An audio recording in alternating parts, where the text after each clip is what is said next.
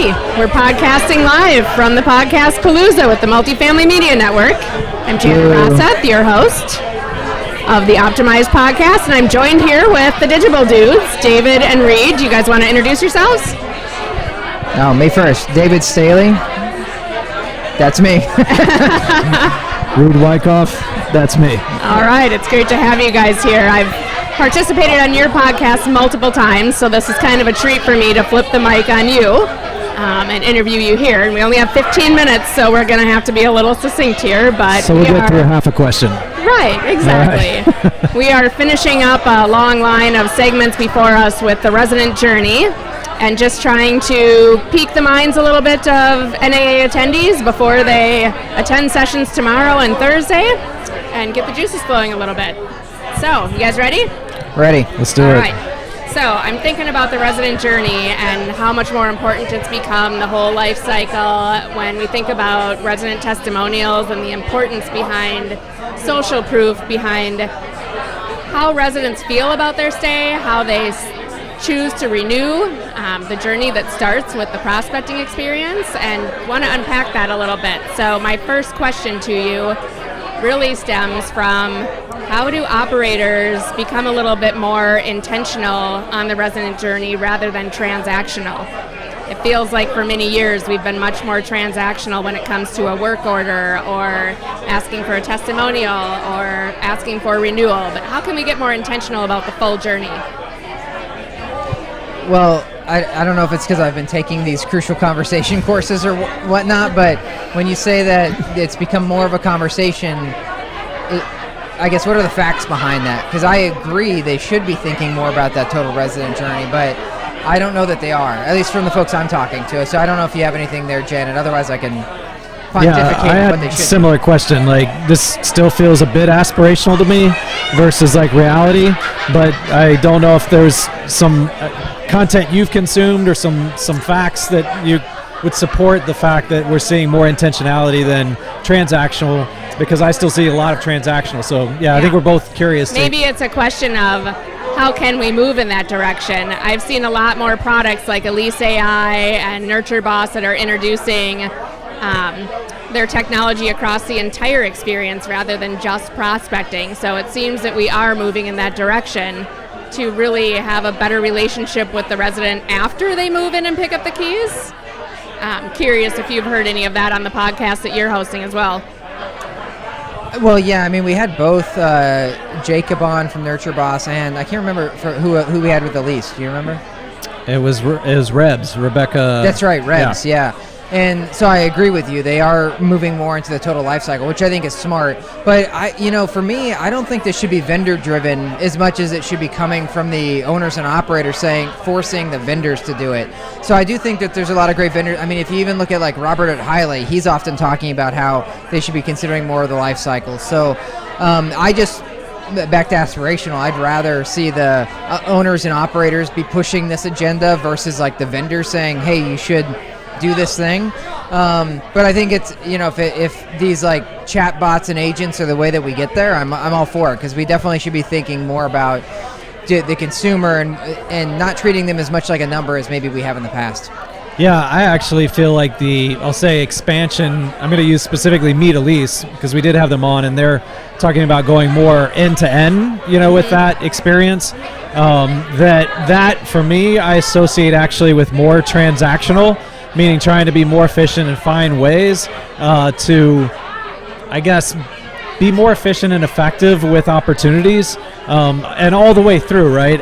But I think the part that does somewhat give me hope or excites me is I feel like they're paying a lot more attention to the data, some of the new technology, new suppliers, and what they're able to learn from it, and then fail fast, because there's so much new technology that's enabling them to do that.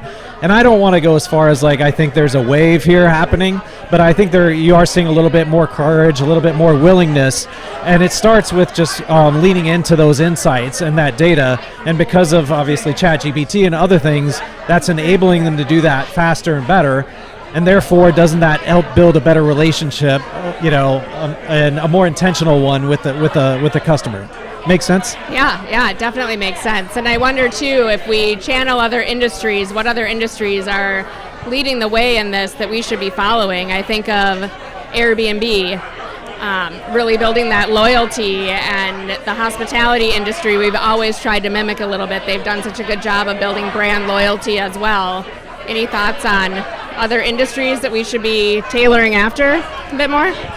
Well, it's not, probably this won't sound like a surprise, but the hospitality industry for me, like if you look at the way that any of those upper scale brands treat their client, where it acts like more of a true CRM. So like, you know, the high-end hotels, like the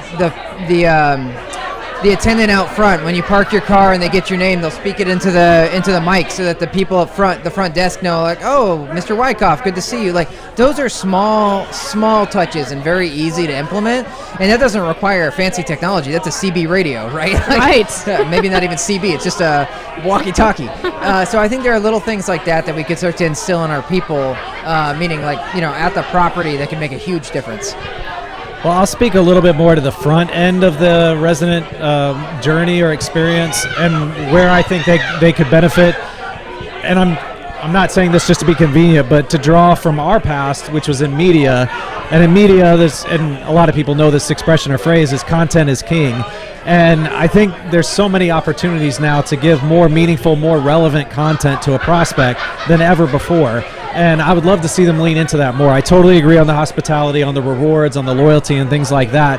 But there's so many different avenues now to provide content that I feel is highly individualized and therefore more meaningful, more likely to create a great match between a prospect and a property. So I'd love to see that. The other thing I'll tell you though is, and this I don't know if I'd say is an industry, but I love the idea of assuming that we're wrong until we're proven right. And that comes from Adam Grant as a social scientist, saying that really all of us, when we're building businesses, should be thinking about theories, but assume like a scientist that your theory is wrong. Don't assume right out of the gate that it's right. And how powerful that could be for this industry, and learning more about that customer journey cycle, because there's a lot of strong assumptions out there. And then instead of validating, like, you know, through proving a theory wrong, it's like, you know, it's the other way around. So I'd like to see that change. Yep. I feel like we're getting more data on the longevity of resident life cycles, how long people tend to stay in a lease on average. And I often think about the number of times we move somebody into a studio and then we don't really ask how their needs changed until they actually are moving out, where we could have maybe taken a different approach on the first inquiry with them as a prospect on, you need a studio right now, but, you know, should your life go in different directions, we build some loyalty, and when they are outgrowing the studio, we obviously probably have a 1-bedroom nearby or a 2-bedroom nearby. And same thing when we've got lifelong renters who maybe raised a family in an apartment. I hear it often with my clients that they've got generational renters on the same property or in the same region. And yet we don't really work very hard to keep that relationship and move people as their lifestyle needs to move. I'll take that statement and add to it. Don't you think, Janet, some of this is because of the incentive structure? Like, I think of Warren Buffett's quote where it's like, show me the incentive and I'll tell you the outcome or whatever. But if you think about it, like even my real estate agent, right, is like it's a SMB type individual that sells whatever, a dozen properties a year. But I'm getting mailers and stuff and he's keeping tabs to say, like, if you have a kid, it's like, hey, do you need more help? And we don't do simple things like that. Back to the hospitality, that just like follow that person along. And yet, you know, these are big companies, these management companies, and so their incentive structure is not set up the same as like their agent. It's like, well, I know that this person's going to be worth tens of thousands by keeping them for their lifetime. And a lot of times it's more, how do I turn this renter over? I don't want them to renew because I want to raise rent more than I'd rather get a new tenant in, and yada yada. So, I mean, you have more experience with this than I do. So it just seems to me that there's a misalignment of incentives that cause that issue. Yeah, I mean, in the past couple of years, prior to coming into 2023 and 2024, we were in a high demand, but now we are in such an influx of new development coming out of the ground, it's a little more competitive to keep a resident because you're going to hit a lot of costs when they move out. So it feels to me like sometimes we don't address these things until we actually need to, when the season changes from we're all about prospecting to all of a sudden we're all about retention, but we don't do a great job in this industry historically of keeping our eye on both at the same time. And I just kind of want to bring up, with the little time we have left, the conversation that I listened to on your podcast with Zach Sloan and the gal from Zumper, talking about social proof and the importance of leveraging your residents and the experience they're having to attract new residents. What are your feelings on that as far as the resident journey? Is that playing a bigger role? Do we really need to be listening in on our residents from the standpoint of a rent grata or testimonials? Reid, this is your perfect segue into your Harry Met Sally rant. Or, I just feel like you're teed up for social proof. Yeah, I was trying to understand how that's being defined, I guess, because there's been some version of social proof for a while now. And we it was trending like social listening. This is maybe taking that one step further, but I very much believe in that. David does know that, very passionate about it, that there's a ton that you can discover and then build on, both in the learnings, but then also like in the kind of earned, I guess, I don't want to call it media, but like leads and opportunities, as people pay very much attention to each other. And that is more powerful in many ways than, the day-to-day advertising campaigns and marketing that are going on. So yeah, big believer in it, and I think Rent Grata's doing some really cool stuff. Love seeing the partnership with one of the ILSs out there to see if they can get that multiplier working together. So yeah, cool stuff. And I think simple things like even reviews, like Reid is really hot on reviews. And I feel like this industry has really latched on to how important those are, but not a lot of people don't then take those reviews and put them on their website or show them in their ads or different things. But then there are other things beyond, like even if you're like a new asset, you're like, well, shoot, I don't have any reviews, so now what do I do? But there are little technology things that are used heavy in other industries. Like, think of when you go to an e-commerce website and they're like, 100 people viewed this product today, or whatever. In the scarcity tactic, where you could be like, we have 3 one-bedrooms left and it's been viewed 50 times this week. Like, there are little things like that you could do that really help play on. Again, like social proof can be simple, like just someone viewing something. It doesn't have to be somebody writing a review or doing a video testimonial. Right, really just the activity of demand on what you're marketing.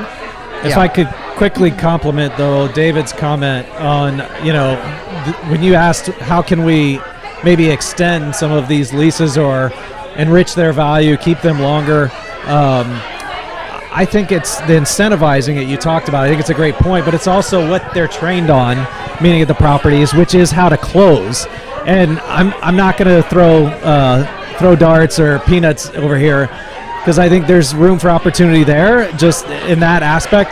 But speaking of the product model, and Marty Kagan, he talks about how to really ask questions, identify the right problems, and then know which ones to solve using more modern methods. And I feel like if you were to train the leasing agents to be Matt Woods, that's our senior product manager, he's changed the game a bit for Digible in the way that he approaches customers, the way he thinks about business, but trained them more on curiosity, trained them more like in that spirit of being problem solvers instead of just on how to close. There's no telling what you'd uncover, how that might change their experience and keep them around longer. But it seems to me it's still all about how do we get them to sign the lease. Right. And then you move on to the next one, back to the incentivizing.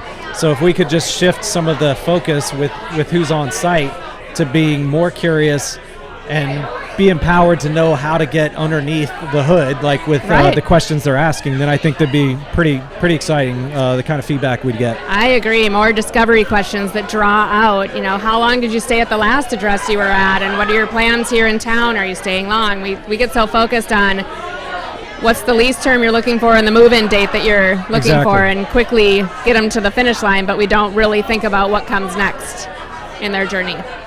Well, this has been fun. We are already at time, and I think we're kicking off NAA really nicely. Any final thoughts that you want to leave people with on what they should do with their time at NAA?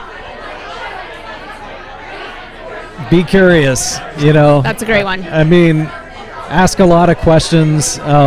David and I both like the 5 whys, like even in just day-to-day conversation, where that will take you.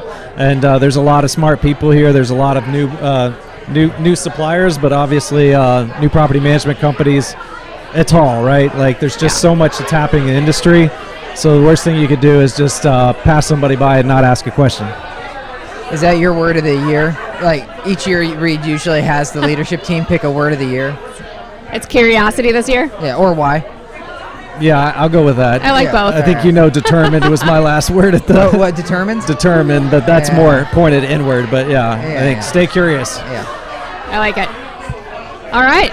Any final thoughts, David, or should we? I like it. I mean, All Reid right. knows I love the curiosity bit. I mean, I think that's the only way that's how I have fun in the industry. Yep. It's like I don't live in an apartment, but I'm very curious about it, and it keeps me entertained. So I think it's a great word to leave with everybody that's here at NAA, whether they're representing the vendor supplier side or operator side, is just be curious. Be curious about the people you're sitting around, the people that you're listening to that are speakers, and hit a couple of trade show vendors that you haven't met before. Thank All you, right, Janet. thank you. Thanks, Janet.